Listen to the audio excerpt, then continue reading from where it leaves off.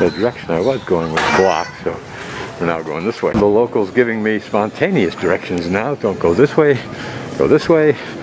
I continue on, you see we're getting towards the left side, which is the northwest side of that bluff. Just wandering through the back streets of the city, having no idea where we're going really. There's a pretty tree in the midst of this area. I don't know as if I am actually going the wrong way, but going and being directed towards the fort. This may be part of the fort road, so I'm going to go this way. So it looks like I did not travel as far as I thought I had, but just kind of made a relatively modest loop. And I'm now at one end of the fort where I go in, apparently this way. We'll see. This is interesting, almost looks like a pretty park. Another large tree on its pedestal. A fountain there. There must have been a time when the politicians weren't stealing so much and actually were giving money in this form to the people. On the other hand, that looks like it could have been a very modest step well, or even a step pond, not so deep. Step wells tended to be linear like that, and that perhaps that round wall is really a catchment for water as it flowed down from behind me. Huh. Notice how elaborately this is laid out. It could be a park, or it just could have been a step pond or step well performing all of those social functions we talked about. One time water flowed off the top here. The young man stopped me and asked me if I was trying to get to the fort. I said yes. He says, go back and go up these steps. That saves me another erroneous detour. So there you can see the clock tower. We were close to that this morning when we started. And we wandered off into that direction, back around through here, and then around this road here, and to these stairs. You can see how much this looks like a catchment. So lending some credence to my idea that that was a catchment, here's another obvious dam, and it's built like a step well in the sense of these steps. But you can see how it's a catchment, and without this area here that was probably built up, walled and built up, water would have flowed down to the catchment we saw a few moments ago. And now I'm told we hike up this way. I'm guessing you kind of wing that gate doesn't open, so I'm guessing that he wants me to somehow scramble up through there. I don't see how that's going to happen. The gentleman indicated I could scramble, go walk down here, walk down the steps to get down to the pond, and then scramble up through the rocks here. He indicated somewhere up here I'm going to hit the fort gate. Well, this is the kind of hikes I like anyway. We scrambled up around that rocky ledge and on our way up to an access gate.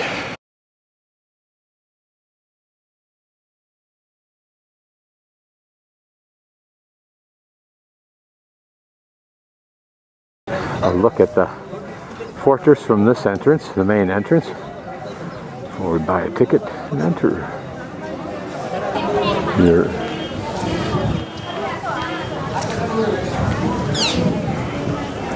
That would get your attention after you've crawled up through those rocks.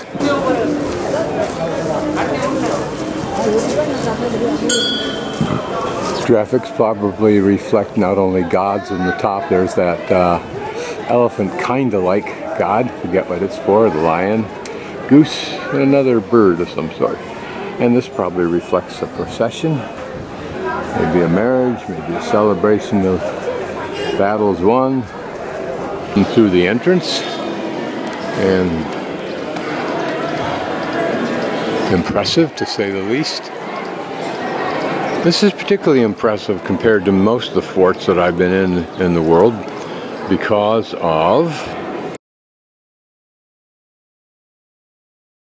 This element up here. It's such a reflection, obviously, of the Havelis that we've seen in Jaisalmer and a little bit here in Jodhpur.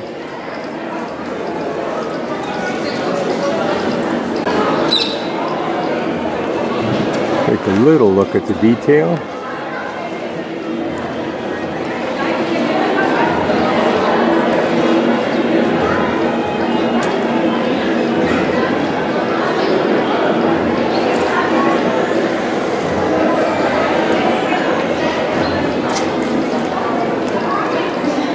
Here, an even greater reflection of that architectural style.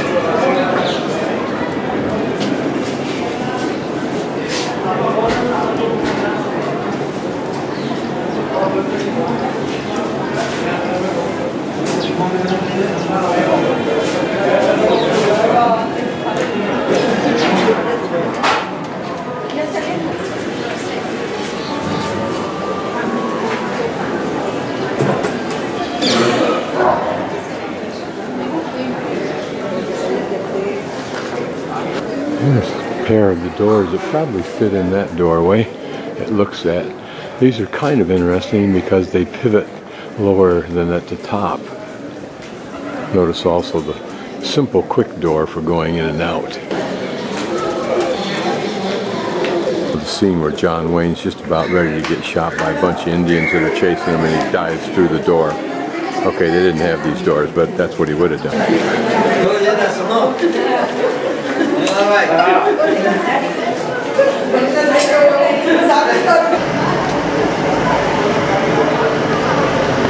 Ah, that is the Blue City. That's where we're going to go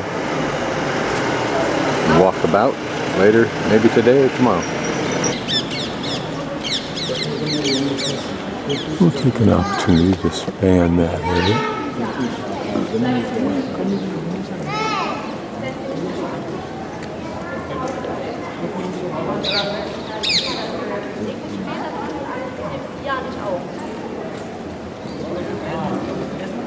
This little temple device is interesting because it's got a double onion, if you will.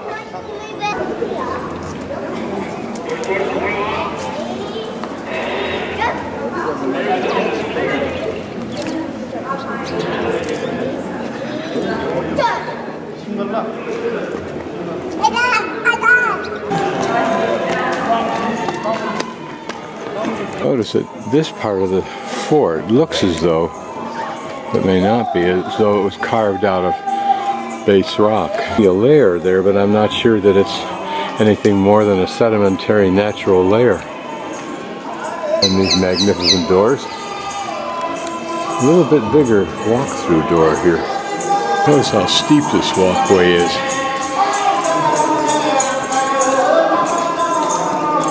Detail as we work our way in. The great sense of height is what is very interesting here, as well as the drama of that architecture.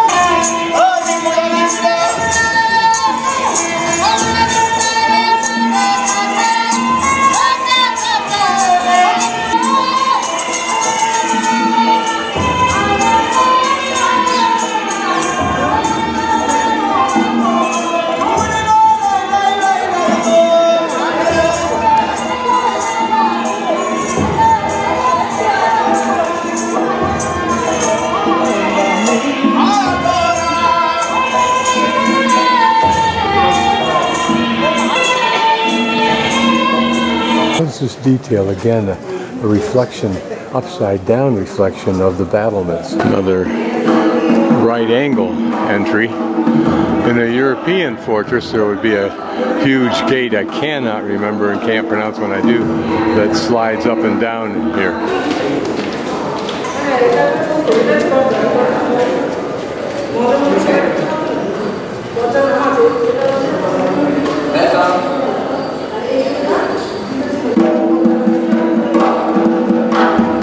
forget what these hands simulate, but I think they're a reflection of the burning hands or in war or something like that. Yes, these are two handprints, and they're called sati marks from the 1843 royal widows who set themselves on fire on behalf of their husband. When their husbands, I think, died, the Maharaja Man Singh, the final gate in the fort. So if you got this far around that right turn, yeah, we have real serious problems. Most forts are just forts, although some castles have considerable beauty inherent in them. This one has, as a fort, a great deal of beauty.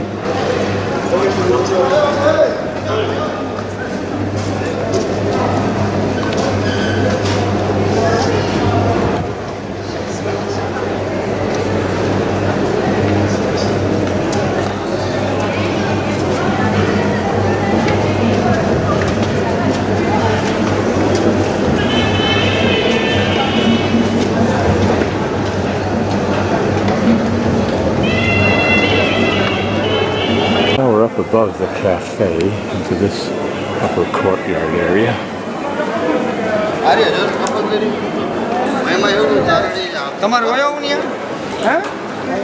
And presumably we can go in and see what's inside those buildings. So this is what we'll enter now. Game of Thrones and other such literature speaks of these. That one appears to have a little window that he or she could sneak a peek out. There's a piñas, elegant ladies' palanquin. This is the royal silver palanquin. I'll let you dub in the correct pronunciation. The Rajat Casa, or a great shrimp bowl.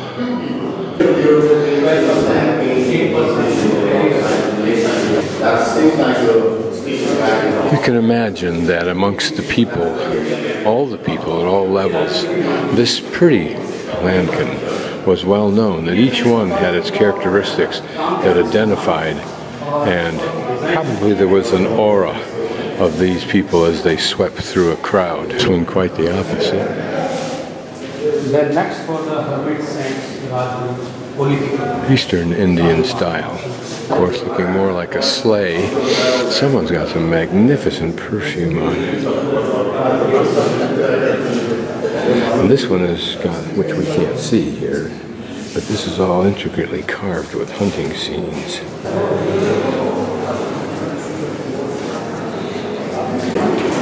This one of those smoking pipes I cannot remember the name of, but I should. These are various costumes of who knows who. May be well known in their day, but to us it's just the costumes. But so much more elegant than most of what we encounter in American and certainly even in European history. It could be photos from Bollywood, it could be Game of Thrones. Phantasmal color reminds us of the valley we looked at yesterday in Jodhpur.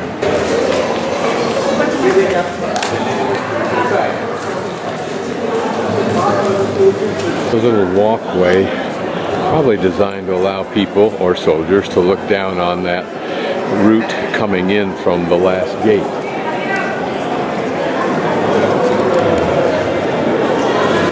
Very pretty with the difference in color.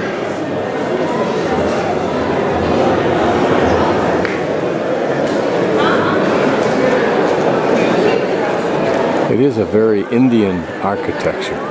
Call this one Rajas, a three-polar. It's got three poles. It allows for probably, who knows how many men holding on to that. But metal, and probably held more than 2 or 3 people. Look at how large this sword is compared to the size of the handle.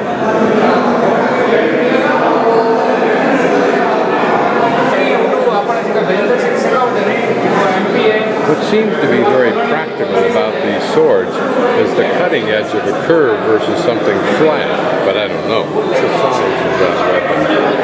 You probably had to have something that rested on like a human body or a wall. Look at the small size of the skull.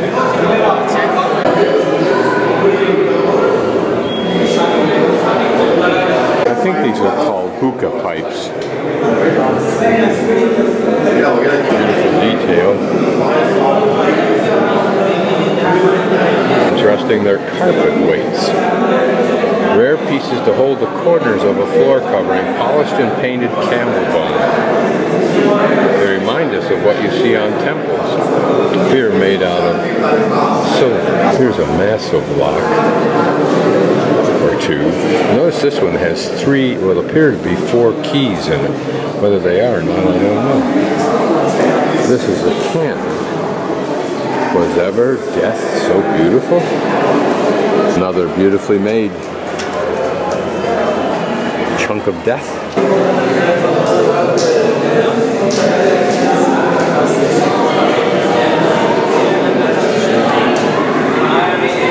This is beautiful in its simplicity.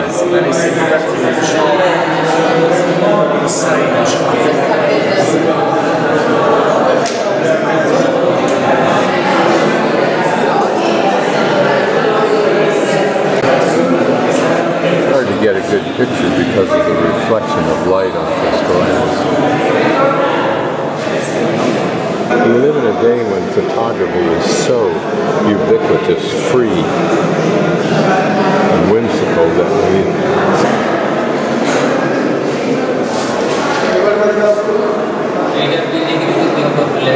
look at the small size of that shield. So we get a sense of the architecture on the inside, as well as a couple of architectural devices that would have been used somewhere on the outside.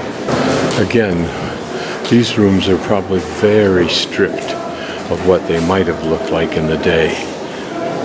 More elaborate furnishings here, there are none.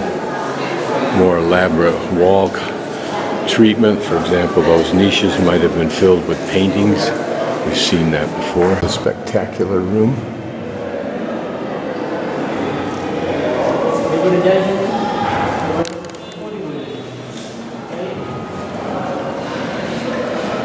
And what's interesting is it appears, I can't be sure because I can't go in this room, that you could look down into the next floor from here. Either that or this is some other device just displayed in this manner.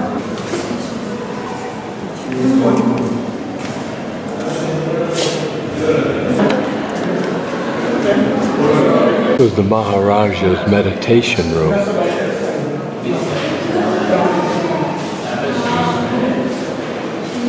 When I look at things like this colossal opulence, in my mind, it's the only way I can express it.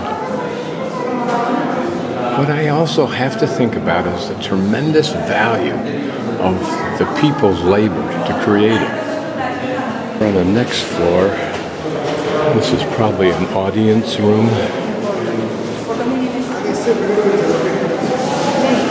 Wow. You thought the last room was opulent. Get a load of this one.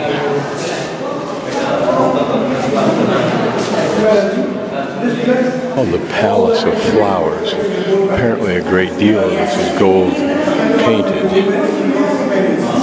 On the way he died. So he didn't complete up to Mehrangarh 1 because of memory of the battle. Of course, it's not much different than what you would find going into the White House, I would imagine. I noticed a novel use of colored glass. Novel in that I have not seen much of it, if any, in Indian architecture so far. But problem is too much as well. So today, he can dance. He's very good dancer. Again, notable people, including probably the Maharaja.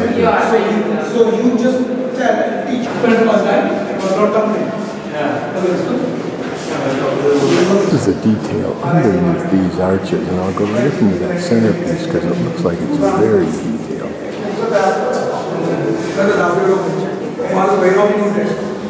Also looks like it's reflective, but that means a few lights.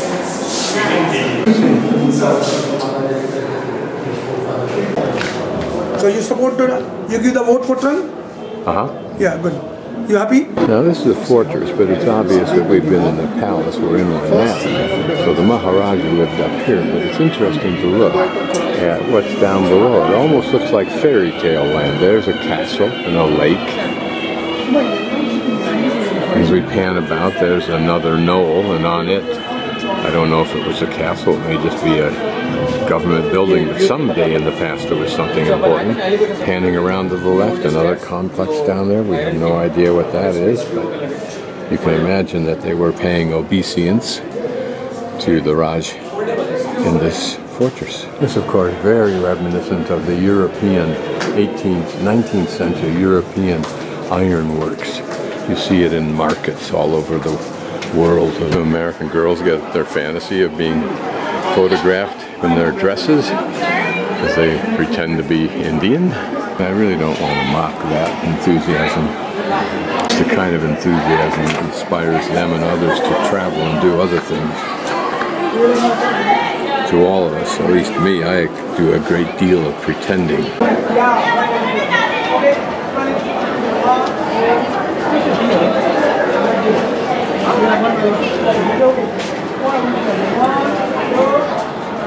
Imagine what a pretty place this would be to stand and look down on the people below, as well as what was the city then. Interesting to see the dominance of these very small handguns in Indian armament. I haven't seen that before. They look like the little trinkets we gave to American Indians. They're a sword that protects the hand as well as the wrist. To do a 360 pan in this little space, just because there's such a variety of architecture, of function.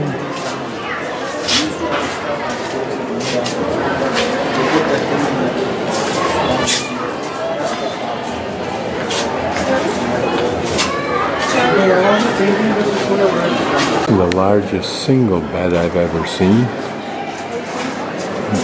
Massive would be a gross understatement.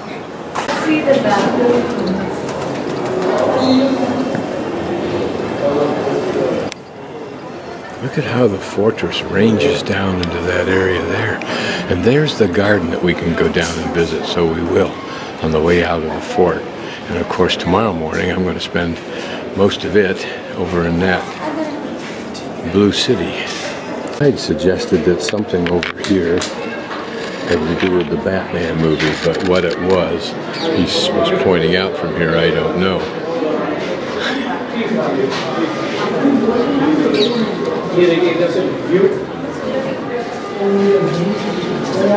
So those are city walls that we can see, and you can see they range all over there, so I've got to figure out somehow tomorrow to engage with those.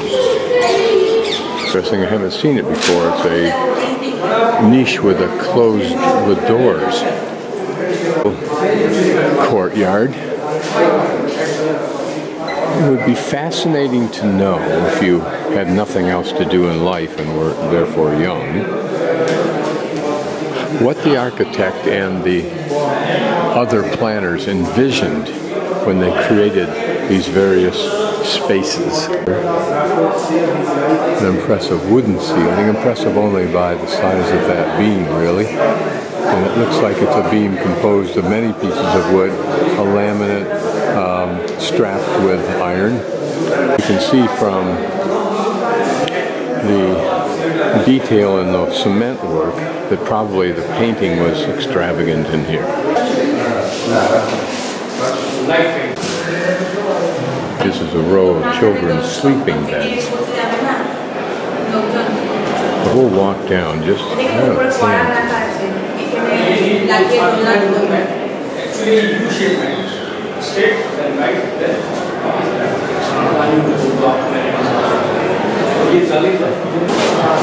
I don't know what this room was for. Could it have been a nursery for a number of children? This one has pretty artwork on it.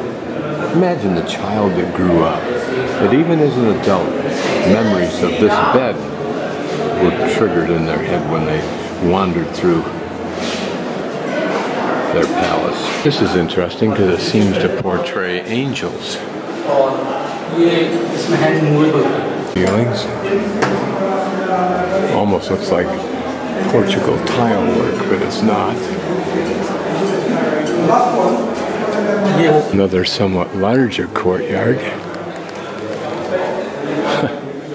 What magnificent surroundings. While the millions of Indians lived in a state of squalor. Thank God for the caste system. And still another courtyard.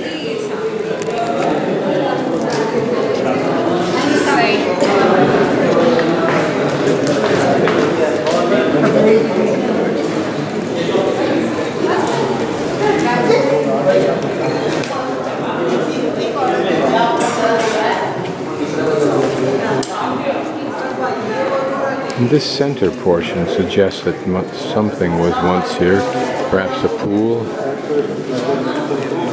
Oh, the pungent smell of leather.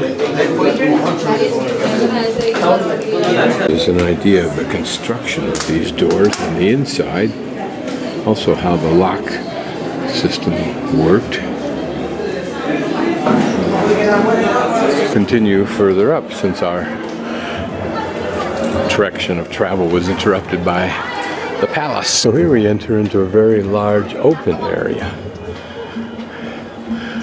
I wonder what it was like in the day. Now there's lots of little rooms here. Could this have been shops? Could this have been an area where work and the normal business of life was executed?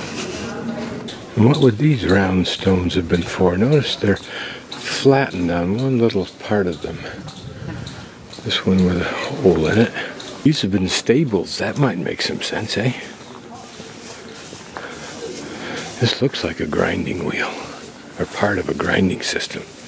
Round stones are relatively near each of the entrances, or many of the entrances. This is interesting, isn't it? I don't think I've seen such a large display of cannon except at some of the U.S. Civil War sites.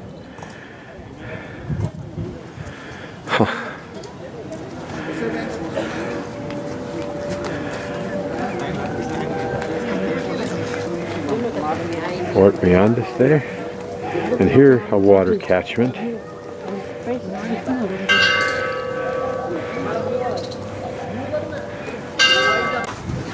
Reminds me of the Great Wall.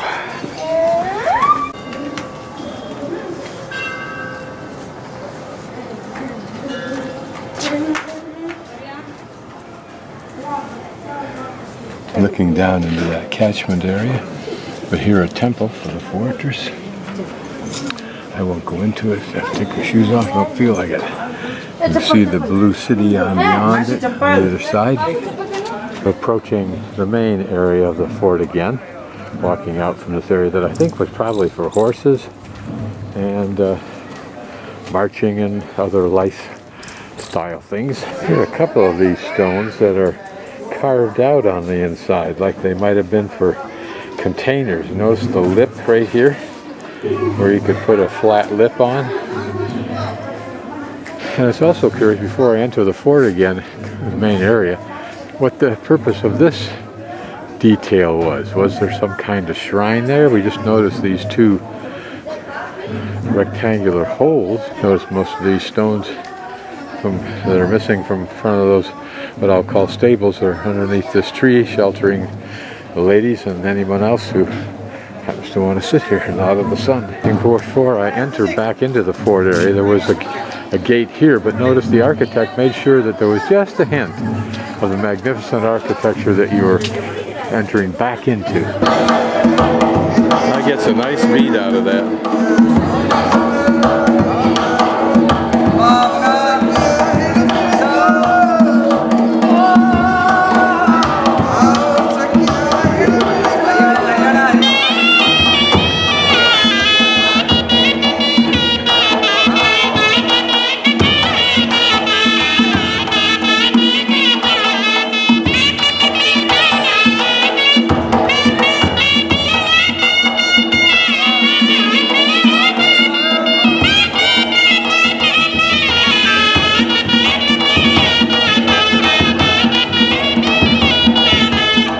Outside the walls now, going down, I hope, to the gardens.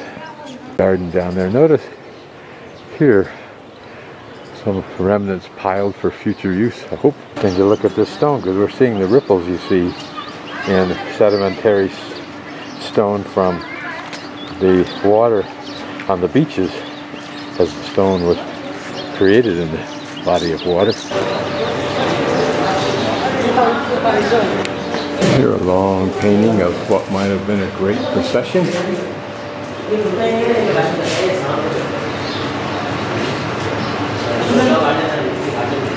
And if we looked closely at this, as a historian would, we could learn a great deal about the clothes, habits, other things. Very pretty doors. It's the restaurant now. And the garden is Chao Kelao Fag. Imagine everything we're seeing, in theory, for the benefit of one human being and his family. But what a beautiful place it would have been.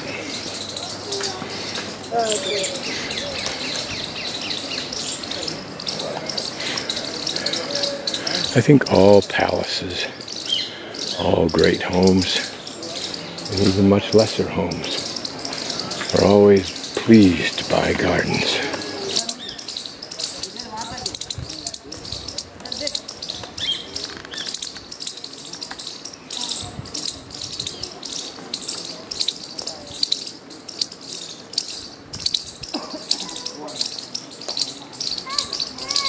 And there, a Baoli, I think. We'll go take a look in a few minutes. Such a lovely, tranquil place, even now. Imagine what it was then. I'm thinking that cheapskate Scott might actually go up to that cafe and pay double the normal price for something to drink.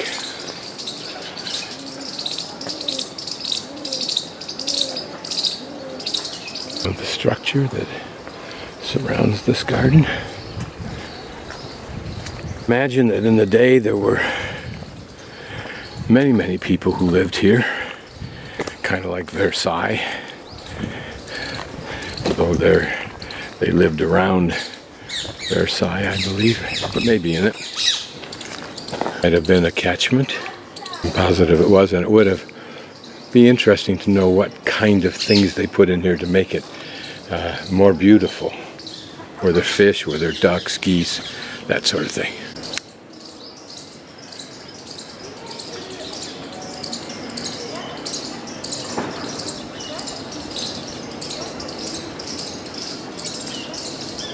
Places like this, actually, in spite of all my colossal cynicism,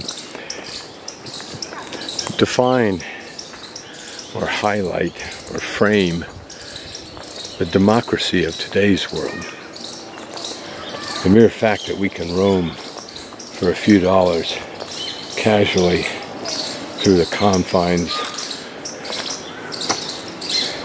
of a once super powerful Raj that would never have allowed our kind in except to sweep out the sewage. Here, a little pool. So you can't call this a step well because it's literally just a big open well that's been carved out. You wonder why it had to be so big. Was it to facilitate greater water flow in one space? Around that balcony you can be sure that people would drop down buckets and haul them up with water. Don't see any evidence though of a device for doing that, but I would suspect they had it, just as our wealthy would have the latest technology of anything. In fact, these holes right here, large holes here, might have held beams, much as today this railroad tracks are in here, for a mechanism that hauled up water into that area. This does represent a balcony out over the water, so that would make some kind of sense, and this cantilever's out beyond it. From here we can see how it probably worked. There's another set of holes they could have come across and And this would have been open, not closed off now. And that's how you might have gotten to the actual well where the freshest water came in. Again, you wonder if this lawn, which is at a little bit lower elevation or grade, you wonder if they had a lawn here traditionally. Did they have games such as croquet that might have been enjoyed by that society? You can imagine different clutches of royalty gathering in these different rooms or spaces.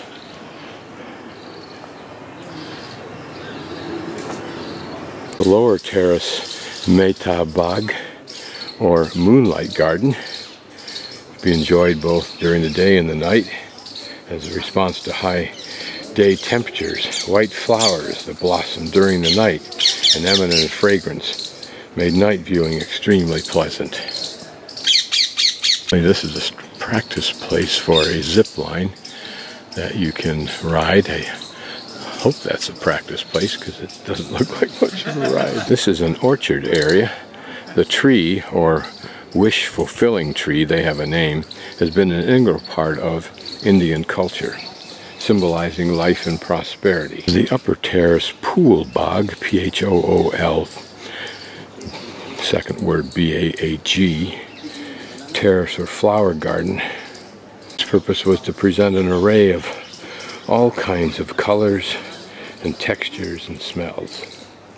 So having died and gone to heaven because they have Schweppes soda water, which other than Perrier is exactly what I drink, I will sit here and enjoy a relaxing half hour before I negotiate back to the hostel for the end of today.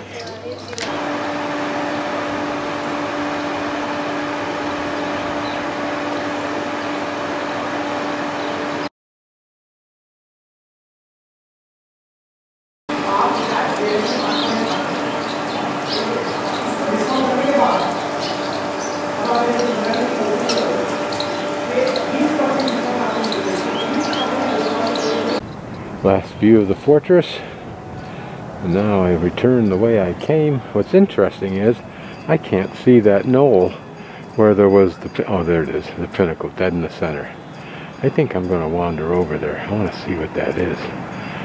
So where's the sun? The sun a little bit behind off my right side. Deep in the neighborhoods now.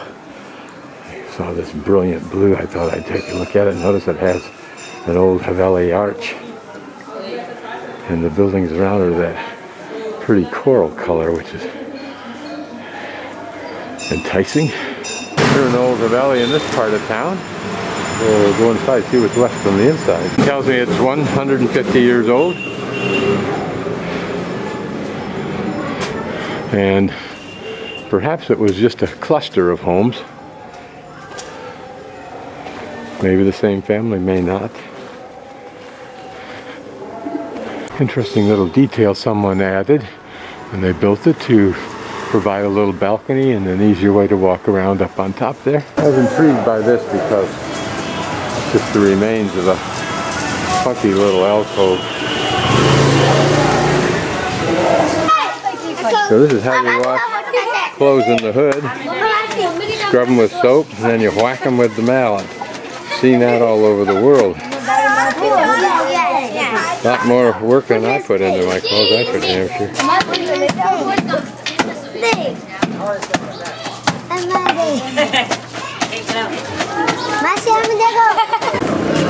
Yeah. Now the ladies asked me to do, oh, she's apparently folding all kinds of linen. This is probably for some restaurant or something like that. Sukriya. And these are the kids of the neighborhood. Folks back there got a kick out of my videoing them washing clothes and folding stuff. Didn't realize that to me that's India.